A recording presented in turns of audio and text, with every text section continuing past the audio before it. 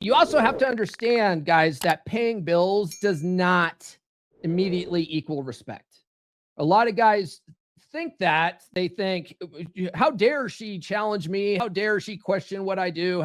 It's my money I'm bringing in. You know how I know guys think that way? Because I used to think that way.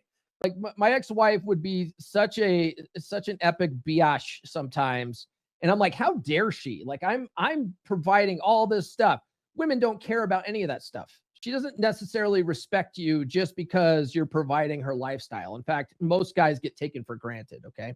In fact, a lot of guys are doing that sort of thing as a monumental covert contract. Okay. What's a covert contract? It means you're doing something, expecting something. Okay. So you're saying, yes, I won't let you work. I'm going to let you stay at home so that you can just concentrate on the kids. And then a lot of you guys are doing that, expecting for her to look at you like you're her hero, right? Like you're this great guy that's taking the load of work off her plate because you're such a good man or whatever. And she might think that initially, but eventually she's going to start taking it for granted. And then she's not going to give you the respect that you think that you're owed. And that's going to cause a lot of resentment on your part because you're doing this as a monumental covert contract. Okay, so really consider why you're doing this, is all I'm saying. Now, on the flip side, if she wasn't a stay-at-home mom or wife and she could work, well, then she can also contribute, right? And these modern independent women, they're so modern and independent, they can go get jobs now. We have equality. We have all this equality going around. So why not split the things? Okay. Now, if I were to ever live full time with a woman again, which I highly don't see that happening, I really don't see that happening in the near future. So I'm with Nurse Chick. Nurse Chick's my main squeeze, and she has her own kids. I have my own kids. I'm not interested in doing the Brady Bunch nonsense. I'm not going to do that. So as long as we both have our kids, I can't see us doing that, and she's got a long ways to go before she's going to be without children in her house. Her youngest is still pretty young. She's got a long ways to go. So I don't see that happening in the foreseeable future. But even if that did happen, at the very least, I would make her split the bills. I would say it would be only fair. And the way I would do that sort of thing, is you have separate bank accounts. Okay. You have let's say Nurse Chick and I, lost our minds and decided to get the government involved in our relationship. The way I would do it is I would have separate bank accounts for each of us where our income goes into. And then we would have like one joint account for bills. And I would make sure that we were both contributing to the bill pot. And then all of our bills would be split down the middle. Okay. That's how I would handle it. Man, I was talking with Dr. Robert Glover about this. Okay. Dr. Robert Glover was on the podcast years ago. And I was telling him that one of the biggest contentions in my marriage was bills. It was money, and and I was the sole breadwinner. So whenever she would question me about what the money I was spending, I would get really defensive about it. Like I'm the only one bringing in money. F off. This is my money. But women don't look at it that way. They look at it like, this is our money. This is ours, right? So you have to be able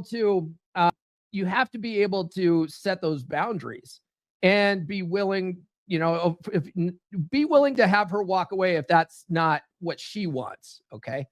Yeah. But I would much rather do that. But anyway, going back to Dr. Robert Glover, I had him on the show and I said, this is how I foresee successful relationship going when it comes to money. And I explained to him my separate bills thing. And he goes, honestly, you're going to have some other problem in your relationship. He's like, you've got the bills thing settled, squashed. You've got a plan for that. Something else is going to come up that you're not planned for. And that's how relationships always end up. Right. So there's no perfect way of doing this. By the way, guys, if you get value out of any of these episodes, do consider sending a super chat. I got demonetized recently on Facebook. I'm demonetized until pretty much the end of October. So if you're getting value out of these, please consider sending a super chat, okay? That helps support the show probably more than anything else. And besides, even if she's working, she's going to have some skin in the game, isn't she? right? When you both are investing, you both protect the system. That reduces entitlements and increases respect for time and money. Don't you think? I would think, a lot of people, they don't value free. They don't value free, right? This is why, I do offer some free stuff. Like you can get the free ebook, right? And there's free value there. But most people are going to take the information from the ebook and go, oh, that's interesting information, and never use it or apply it in their lives. Why? Because it's free. They don't value free. Okay. But when people invest a little bit, they now have some skin in the game. Now they value it. It's very much like college. Okay. People value college much more than they value their free, public school education. A lot of times kids just mess around and screw off during public school because it's free, right? They have to be there. They're forced to be there. They don't want to be there. But when you're paying for college out of your own pocket, you sort of are like, I'm going to get as much value out of this as I possibly can because I'm paying for it, right? Well, the same thing happens when your girl is investing money into the relationship. She's paying for it. So she's got a little bit of skin in the game, okay? Whereas if you have the TradCon fairy tale, she doesn't necessarily have skin in the game, so she doesn't care, and she just takes you for granted, okay? Do you see how this might play out? Now, there's different ways that you can manage this too. Okay. Let's say you're both contributing. You could run it like a business and run a sort of household profit and loss calculations if you wanted to, right? Pick clear percentages, 50-50, proportional to income, or however you want to do it. Review quarterly, adjust for lifestyle changes, and just manage your budget very anally like that, right? There's a way to make that work. Why not? Erkin says, nobody says hi or something. Nurse Chick's not there to say hi to everybody. I'm not mad. I'm just disappointed. Nurse Chick, I'm going to spank that ass. Okay. Jerry, good morning, sir. Erkin says, how is the melody of Wolfpack made? By AI? Yes, by AI. I use what tool did I use for that? Hold on. Suno, I think. Yeah, I think Suno I used. Yeah, so here's the thing about AI music. You don't get copyright strikes on it, right? Like I find, when you try to find copyright-free music online so that you don't get copyright dings and demonetized and all this kind of stuff, a lot of times the copyright-free music isn't copyright-free, and you still get copyright dings and stuff like that. But if you generate your own AI music, like you don't get that. It's kind of nice.